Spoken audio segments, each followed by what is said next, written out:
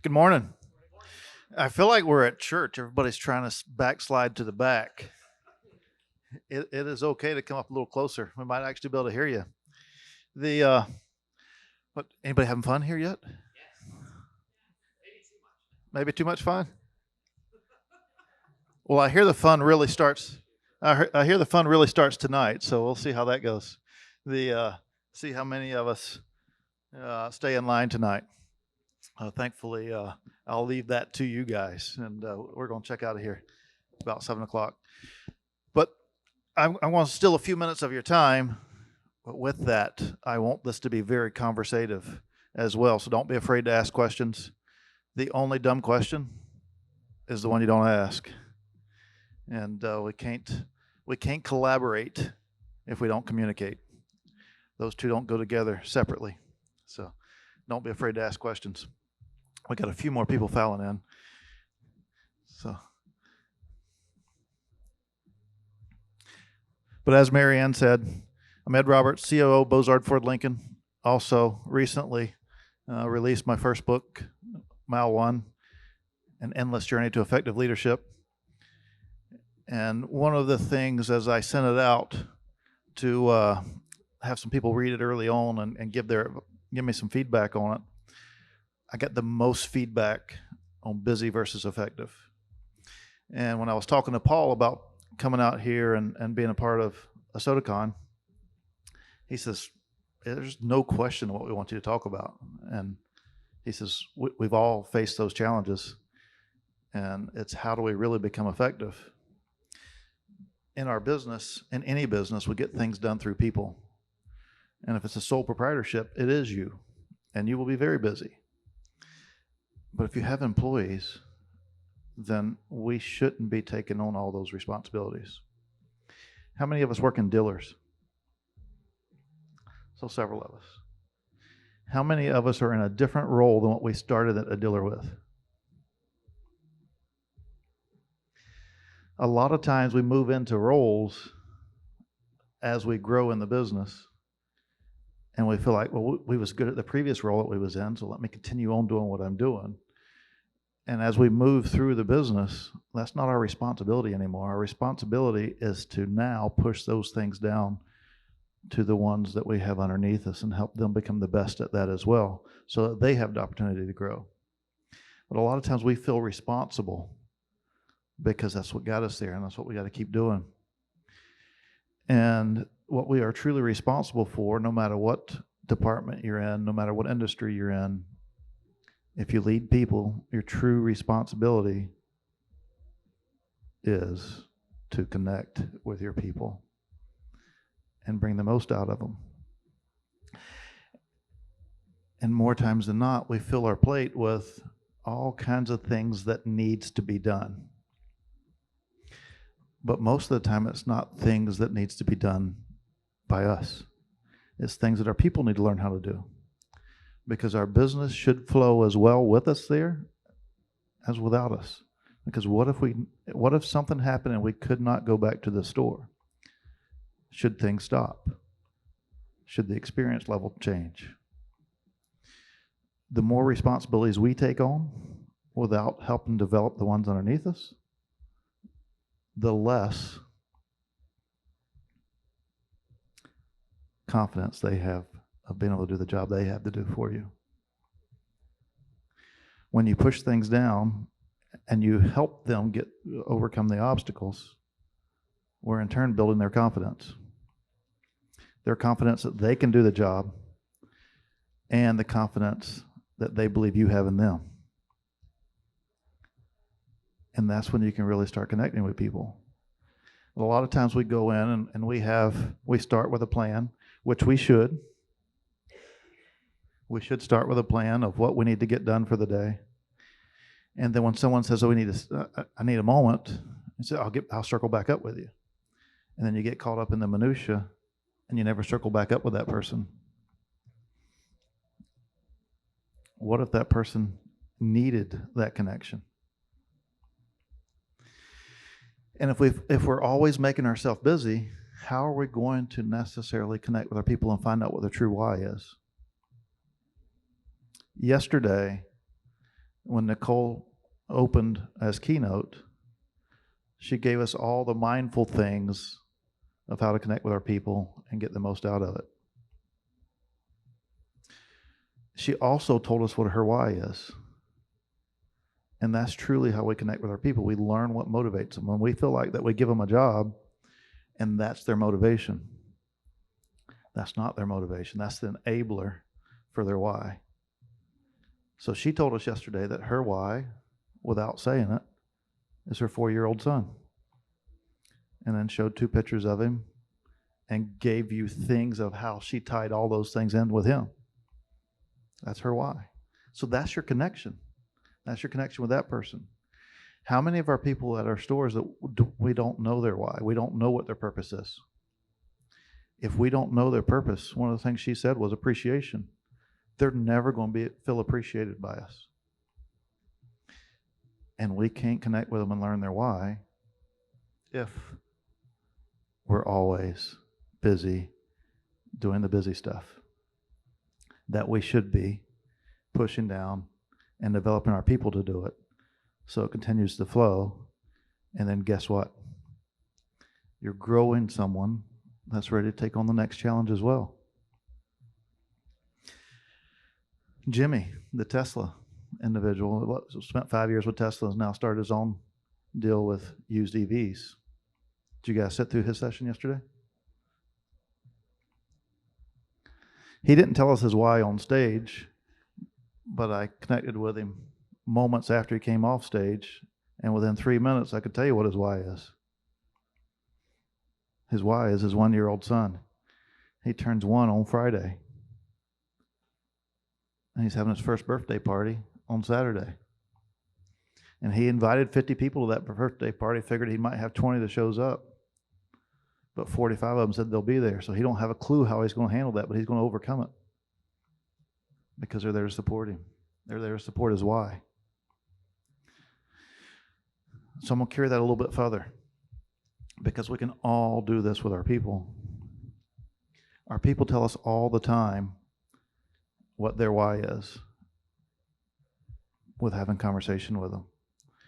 We roll through, ask them what they did this weekend. They tell you all those things. They tell you it was their wife's birthday, or it was their anniversary, or it was their husband's birthday, or whatever it may be. Do something with it. I don't know Jimmy that well, but he's in my calendar that his son turns 1 on 9/29.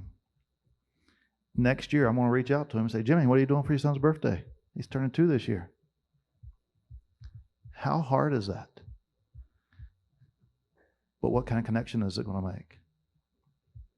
And if we do that with our people, you'll have 8 or 10 things that you can put in your calendar, and however you want to do that, and truly connect with them.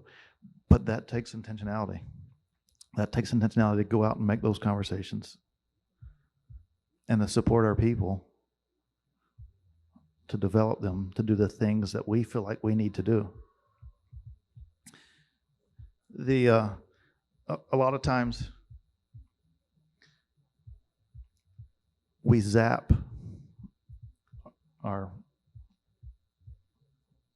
team, for lack of better words, when they make a mistake, when they try something, when they do something on their own.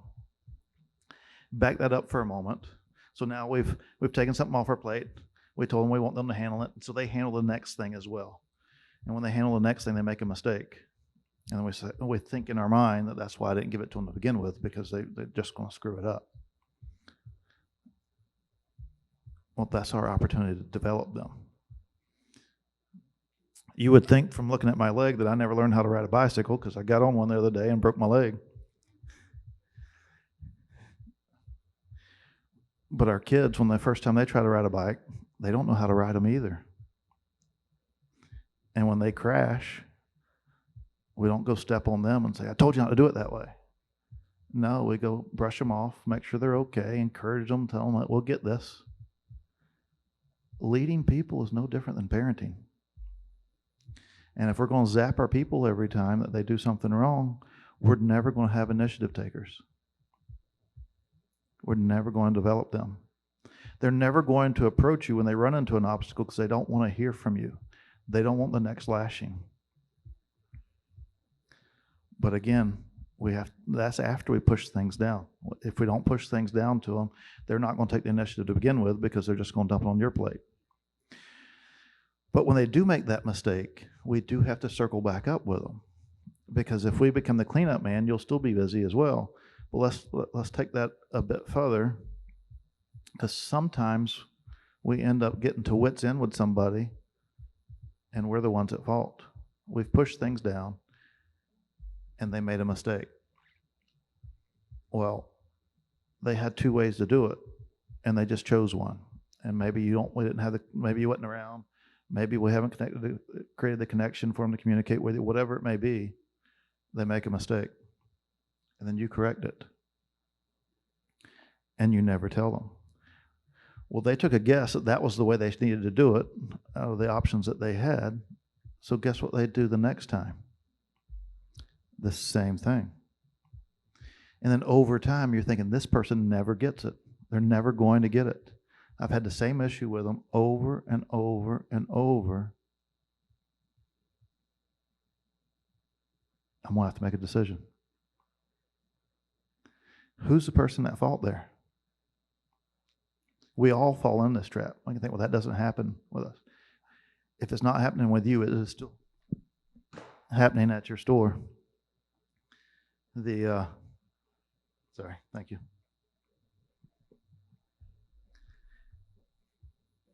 It's up to us to develop our people and not step on them when they make a mistake, but develop them and help them understand that they can communicate with you to push forward.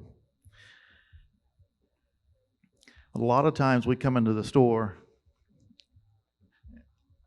to survive the day because our day's already busy. And we just come in and hope that we can push a few things off and hope that we made progress.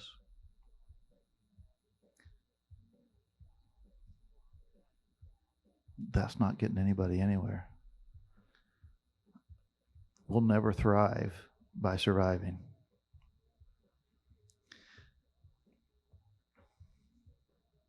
We can thrive by connecting. Our team stops when they run into roadblocks, and they wait for you.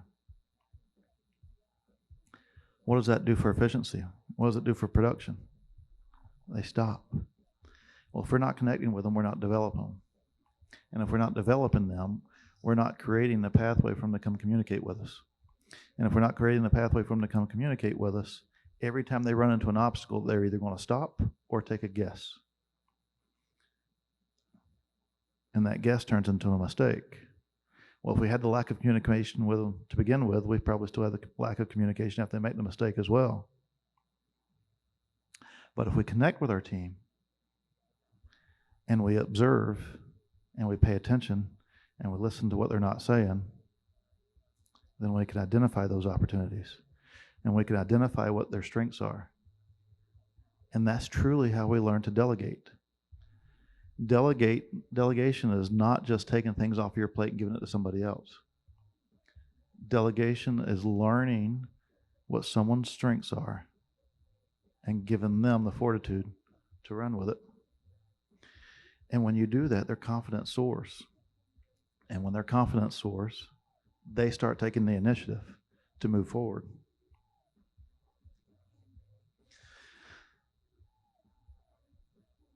How many of you guys got done with absolutely everything you needed to get done with last week?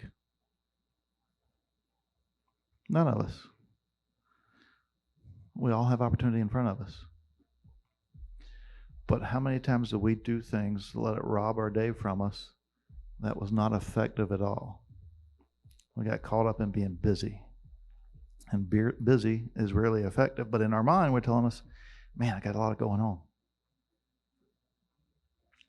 I'll challenge you to go back next week. And in every task you take on, ask yourself, am I the best person for this? Is there someone I can train for this? Yes, Todd? These devices allow us to get a lot done, but I think part of the problem is, to go back to what you're saying, you start multiple things at the same time because you can multitask because of them, but you don't ultimately get things done. And I've read a lot of studies about it. We all tell ourselves that we have to be multitaskers in the car business. Well, the car business is not much different than any other industry. And we can't truly effectively multitask. We may be able to listen and drive at the same time, but we can't handle two things at the same time. We may have two things on our mind at the same time, but we're not truly multitasking. So think about that for a moment and think about how many times you're having a conversation with someone, but you're distracted by the device that Todd just held up, and you check a text message while you're listening to someone. You truly might hear the words they're saying, but you don't hear the inflection they're putting in with it, and you're telling them that you don't care about what they're saying to you. You can't do it. No matter what you're doing, you cannot multitask. And when we're dealing with our people, you're not going to hold two effective conversations at the same time. That's what we're trying to do every day. It's our job to develop our people and to have the next one in line behind us. But we can't do that and do the same tasks that they should be doing. We make ourselves busy because we pick up the pieces, and we train our staff to dump things on our plate that we have not trained them on. That's us. 100%, that's us. Crystal's sitting in the room. She works for me. She's worked for me for years. And a lot of times she'd come to me and say, hey, I need help with this. And most of us would take that from her and say, hey, I'll just handle it, go do something else, because we feel like that we're good at it. We can handle it. We're the best ones for it anyway. She can go on to be productive doing something else. But what does she learn from that? Absolutely nothing. So guess what happens the next time she runs into that obstacle? Right back in the same place. Stopping everything that was taking place, waiting until you're available, coming in to dump it on your plate. In every single situation, let's do it together. I'm not going to do it. I'm going to be here for you. Let's work through it. Or sometimes it's information.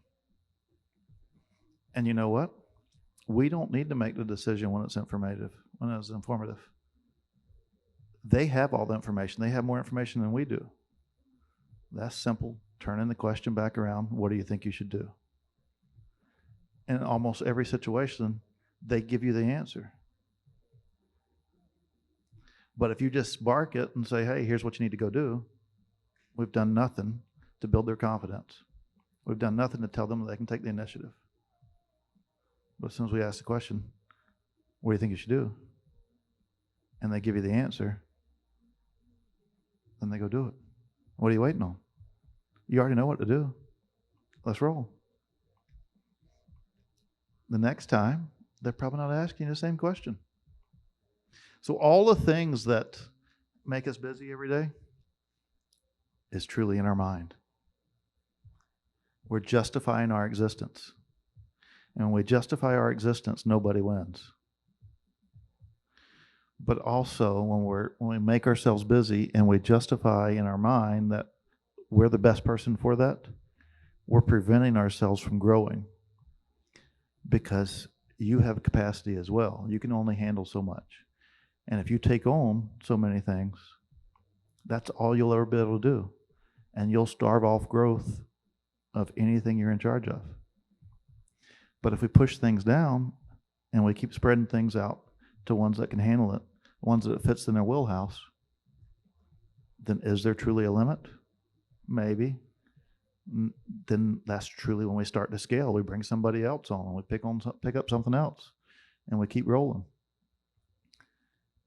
But if we can truly only handle 20 things a day, and we pick up 20 things a day, we're not growing. Nobody within us is growing. Our team's not growing. We're not growing. We have starved off our business.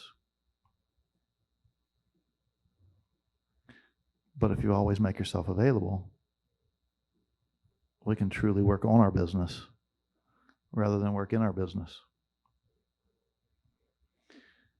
And a lot of people hear that and they think, well, working in our business is working on our business. No, working in our business is what we hire our teams to do and we develop our teams to do. Working on our business is creating a path to grow, creating a path to take a transaction and turn it into an experience. Find a new way to go to market. Find another way to challenge status quo. The reason why we always do things the way we've always done things is because we're busy, and when we have to do something, we revert back to the only way we know how to do it. There usually is a better way. If we get locked in and we become very reactive to how we handle things, that's the only way we're going to do it. And I'll give you an example of that. I think we all still have a mailbox. And the Postal Service has not changed the way they've done business for over 100 years. They've only increased the price of what they do, and they do less and less for us every year, but they continue to increase the price because they don't change who they are.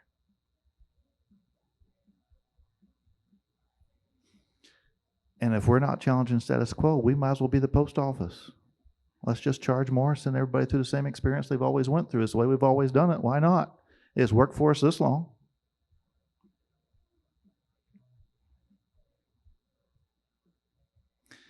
We have so many different ways for us to receive things now. We don't need the post office. It's a dying breed that needs to be reinvented. Maybe it can go down to once a week delivery, but we sure don't need 6-day-a-week delivery for 2 pieces of mail that we need every week. And guess who's paying for all that? We are. Andrew said it. Not only are we paying for it with postage, we're paying for it with tax dollars. So every time you hear somebody say, well, that's the way we've always done it, ask them if they want to be the post office, because that's the way they've always done it. But it's not necessarily the most effective. But they go through the same routine every day. They show up to your mailbox about the same time every day, and they put the same ads in there that they put in there last week for you to get them out and throw them in the garbage and take your 3 pieces or 2 pieces of mail that you need or you may need to do something with. Do we want to teach our people to do that? We have to change our mindset. And we are the best ones to do that. The reason why we find ourselves so busy is because we haven't trained our people to take on the responsibilities of the things that we take on. So ask yourself next week. You can't do anything about what happened this week, last month. You can't do anything about it. It's done. It's in the books. Only thing you can do but something with is the moment you live in and going forward. Next week when you get back to your stores, ask yourself, when you find yourself with your head down, pushing through things, hoping that you can get something done before you leave for the day, am I the best person for this? Have I not trained someone to take on this responsibility? If we do those things, there's not a question to whether we can scale our business. There's not a question of whether we can build confidence. There's not a question of whether we can connect with our people and learn what their why is.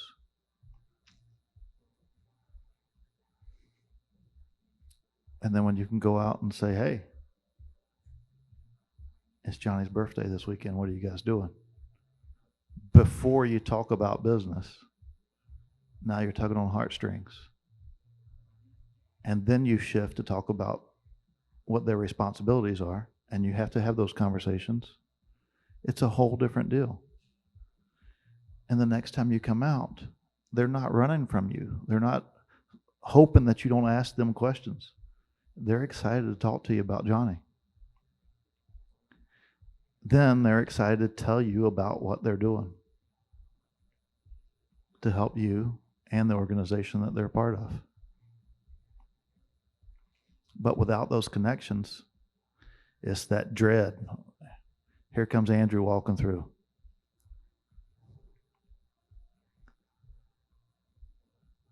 It happens to all of us. But if we flip that and we go out and connect with our people, when Andrew walks through, he doesn't even have to start the conversations. They come to him. Then that carries us into collaboration. Now that there are people who are talking to us, we don't have to have all the answers anymore. And we shouldn't have the answers because we're not the ones doing it. They know the obstacles that they run into. Then they're hitting you with, what do you think about this? That's where innovation starts. Creating conversations. You get people to connect with you to push forward. Then they bring you ideas. Hey, if we did this, this would happen. And maybe it needs some fine tuning. Maybe it's pie in the sky. But if they come to you 10 times and 8 of them is pie in the sky and you can't do anything with, sounds like you got 2 that you can. And if that happens every single week, over time, what happens? We've made significant progress.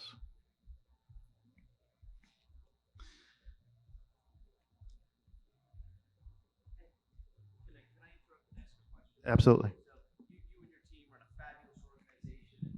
I think you're up to close to 350 employees now, hundreds of cars, one of the biggest service departments in the country.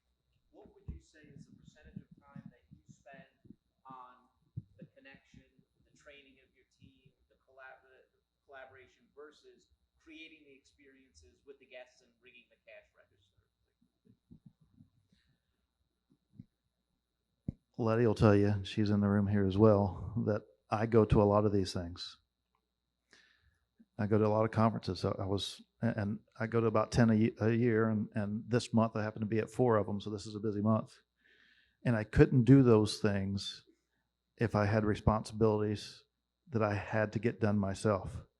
But when something comes through from the position that I hold that something needs to be done, instantaneously I'm addressing it because those connections are there.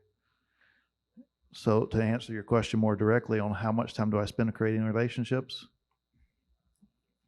probably 80% of the time that I'm there is I'm creating relationships and nurturing them.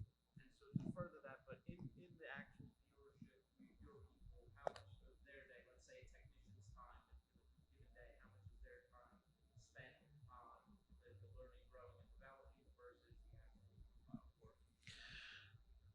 So let me give you a little backstory of what Andrew is asking, because we develop a lot of our own people there. We don't necessarily go out and hire people from other stores and bring in somebody's bad habits. We have a lot of development programs there. And this year we spent a lot of time creating Beaux-Arts University. Not long ago, and when I say not long ago, let's call it 10, 12 years ago, we was a small store in a small town. Now we still live in a small town, and it is still growing. But we are one of the largest service centers in the country. We're the largest mobile service center in the country, the largest quick lane or the highest volume quick lane in the country, a top 15 volume Ford store, a top 15 volume Lincoln store in a small town. 10, 12 years ago, we had 40 something employees. Today, as Andrew said, we're closing on 340 because we develop our people. But when I tell you I spend 80% of my time nurturing relationships, that 80% of my time nurturing relationships is not pulling people away from what they do. I'm still spending the same amount of time with them. It's just very intentional. When I walk up to them and ask them or say good morning to them, I'm stopping and listening to a response. I'm listening to what they're saying without saying. And if their tone says good morning, but it has a little drag to it, I'm applying the brakes and, hey, what's up? What can I do to help you? That lets them know that you care. But also, we all struggle with millennials and Zs don't have the same work ethics that we have. That's correct. They don't. And we don't have the same work ethic that a caveman had. Times have changed. And they've been in an evolution period of time to where cell phones, whatever else, evolves every year. So if we go talk to a baby boomer, he's held a job for 25 years, maybe retired and went on to a second job and held it for 25 years. But you hit a millennial or Gen Z and ask them what they're going to be doing for 10 years from now, they don't have a clue. Well, guess what? You don't know what device you're going to be holding in your hand 10 years from now. That's what they've been exposed to their entire life. Before you move on. Yep. So I'm sorry. Thank you. So the people that we're trying to develop, I fully believe that those of us who are even in the vendor space and we're growing teams that help our dealers, we need to have the same focus on growing our people and seeing our people and building the relationships so that they feel good about themselves and they feel like they're stepping into their greatness each and every day. And that in turn ends up with a better, it's a snowball effect. I mean, we too are responsible for the customer experience ultimately. So if you're trying to grow a team, and if you have problems with work ethic, like you say, no one has our work ethic as entrepreneurs, as leaders in the community, in the industry, whatever. How do we find those people? How do we cultivate work ethic if it does not currently exist? They have work ethic. It's just different than ours. And so every one of us as managers and leaders in our industries or in our organizations have people come and sit with us and ask us, what do I need to do to progress? And that ends up, those conversations are never 10 minutes or never 30 minutes. They're usually hour long or more. And they happen multiple times. Well, a key part to that with us is we have development programs. They know what their next step is. They know what they need to do to move forward. They know how they need to position themselves to move forward. So those development stages are there and in place for them. We spent a lot of time developing Beaux-Arts University this year, and we're going to continue to spend time developing Beaux-Arts University because that's going to be something that's ongoing. And 10 years from now, we're going to be talking about we're developing Beaux-Arts University, because if we're not re-evolving it, then we've became stagnant. But when we give them something to chase after, to where they don't, because the ones that come and ask us is the few, but most all of them want to progress. We got to provide that path for them, and we provide that path for them. They will chase it, and then when they come to you or you have to have a conversation with them for performance, they can say, "Well, I just don't like doing this." Well, that's when you can revert back to what they can do to do something different. But that's the position that they're in, and currently I need you to perform in this role or you can't be a part of the store, or you can't be a part of our organization. And there's been a ton of conversations that I've had with people, and what's really eye-opening to those people, and we're afraid to have those conversations, is sometimes we hire somebody that we're questioning, and then we let it, they fall in the groove and we let them slip past, and 6 months from now we're questioning, why did I even keep that person? Well, you can still have that conversation with them. But you got to ask yourself, have I done the right thing? Have I provided the right path for them? But if that answer is yes, the conversation you can have with them is, Michael, if today was your 89th day, you would not be here tomorrow. So if you want to continue on your path here, we got to turn the corner. That's a pretty strong conversation, especially for the person receiving it. But we fall into the groove that they're protected, they're this, they're that. No, we have an expectation, and it's up to us to make sure that we continuously establish that expectation. And you can have those tough conversations without even raising your voice. You don't have to scream and holler at them. You're a freaking loser, you're this, you're that. Mike don't even work for me. And I can assure you it tugged on his heartstrings just then in a way that he thinks, huh.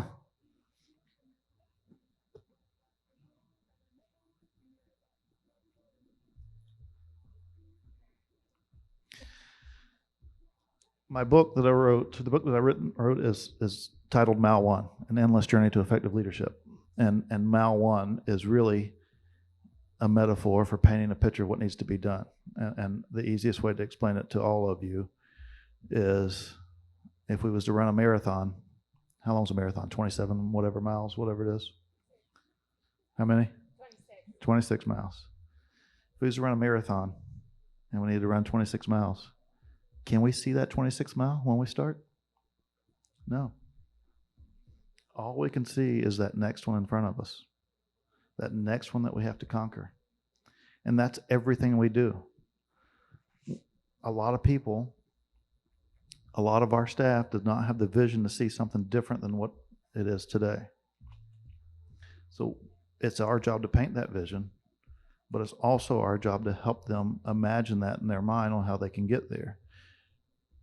And the imagination of that in their mind is not what the finished product is. It's the steps that gets us there. It's the next step. It's the next step. Well, once you conquer a mile, once you conquer that step, that's no longer your next step. We're moving on to the next one. That one's behind us. So everything's always the next one. Everything's always mile one. What am I working on right now? And every morning I start the day with my top 3. But they're not mile 1, mile 2, mile 3. They're mile 1 until when I've known that I'm off to the next mile 1. But also with that, our team needs those same elements, because that gives them the purpose and sense of accomplishment when they come in every day. If they come in and they just survive the day and they just deal with 6 angry customers and they just do this and they do that, over time that becomes monotonous and they question themselves, why am I even doing this? But if they have a purpose to come in for and they conquer that purpose, they have self-value that they made something happen today and still ran into the same obstacles. But they felt like they got something done and they have value, self-value. And we can't make sure that our team has their next mile 1 in front of them if we're not communicating with them. If we find ourselves too busy or buried in our office, we can't make sure that they're preparing for tomorrow and that they're working towards that vision. I hope the next time I'm sitting up here talking in front of most of you guys that I can sit here and tell you that we're the #1 volume board store in the country. That's the vision that we have. But to go out and say that to our team, can they really do something today to make us the #1 volume Ford store in the country tomorrow? No, they don't have that vision, and we don't either, but we know that we got opportunity in front of us that we can make the next step to make us better, and we can continue to take transactions and turn them into experiences and not chase transactions, and it'll continue to compound over time. And we can certainly become and will become the #1 Ford store in the country. Because we're taking that next step, and then the next step, and the next step. And it's no different, and I write about this in the book, it's no different than you taking on a new job, and you're speaking with a hiring manager, and he says, here's what I need you to focus on. The previous guy didn't focus on these 3 things. And we look at that, that's low-hanging fruit. That's easy. I don't know why I didn't do that. Well, those 3 things is the next 3 mile 1s. And they always, always exist. But you was told what they are then. We have to go find them. And if we're always working on that next opportunity to make us better, then we will certainly get better. And there's opportunities, there's times that we're going to back up and we're going to make a mistake and we're going to think that was our next step of progression, and it wasn't. It was regression. You have to identify it and not be afraid to admit, hey, that maybe it wasn't the best thing for us. Change things up and move forward. But the last thing you want to do is say, well, I've been there, I've done that, tried that, not doing it again. You just hadn't found the way to conquer it yet. You got to keep trying. You got to keep after it, because we will always run into obstacles. And if those obstacles become roadblocks, then we're going to starve ourselves off, and we might as well just pick up everybody's elements of what you don't want to train them on and stay busy, because we're going to starve off growth. But if we keep making progress and moving forward to that next mile, next thing you know, we're at mile number 13, and then 14, and then 15. And then you could say we're crossing the finish line, but we're not crossing the finish line. We're just pushing the pause button until the next one. Because it's a journey.